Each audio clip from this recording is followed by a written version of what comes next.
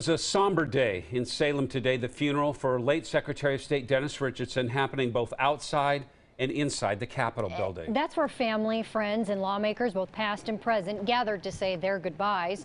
Let's go to our Cole Miller, who joins us live now with a look back at how he's being remembered. Cole? Well, Jennifer Richardson passed away last month at the age of 69 after that battle with brain cancer. Inside the State House today, it was that fight and drive that so many people shared stories of, saying that determination is something that defined him.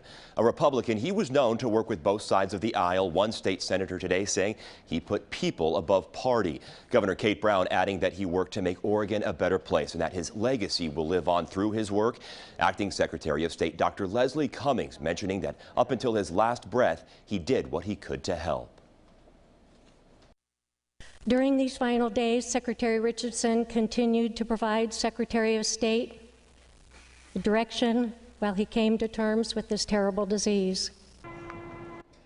A few of the speakers did get emotional at times, fighting back tears, thanking Richardson for a life well lived and for a life that mattered. The longtime public servant will be laid to rest at a private burial tomorrow down in Medford. Back to you. Cole, thank you. Among his hallmarks, Dennis Richardson was known for his energy and being approachable. And among those at the funeral today, Richardson's immediate family. Let's go to our Lisa Balick, who spoke with some of his 8 daughters today. She joins us live from Salem. Lisa? Dennis Richardson always made time for people. His door always open for anybody who just happened to pop in here at the Capitol, and he was always very close to his children as well. Hundreds here all have fond memories of Dennis Richardson as a friend, someone who always kept his door open and made time for everyone. He liked to listen.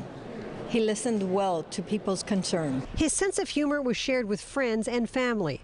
The busy lawyer, legislator, and Secretary of State, second in line to the governor, always looked out for others. The thing that wow about him is that he would always take your phone call, and he really was interested in what's going on in your community. His 9 children say he shared wisdom, humor, and attention with them. The 8 daughters remember daddy-daughter one-on-one time every Saturday. Saturday morning, he would take each daughter a one-on-one daddy-daughter date, and we would bike ride we'd play tennis and then go out to breakfast, just the 2 of us. So for me, I remember those fondly. I mean, you'd have to wait like 8 months to get your turn, but.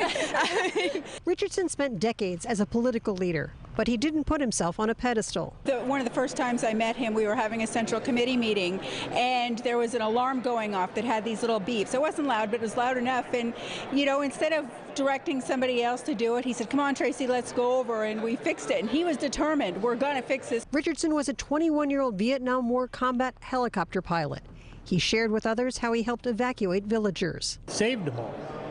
And who knows how many lives he saved in Vietnam. But it's clear his family meant the most to him. I think you'd ask us what our dreams are, like what we really want to do, and then you'd help us like chart a path to get that. So he was very invested in trying to have us be successful in what we want to do. Dennis Richardson was always an optimist. He cared about his work and he cared about others. Live in Salem, Lisa Balick, KOIN 6 News. Lisa, thank you. We have much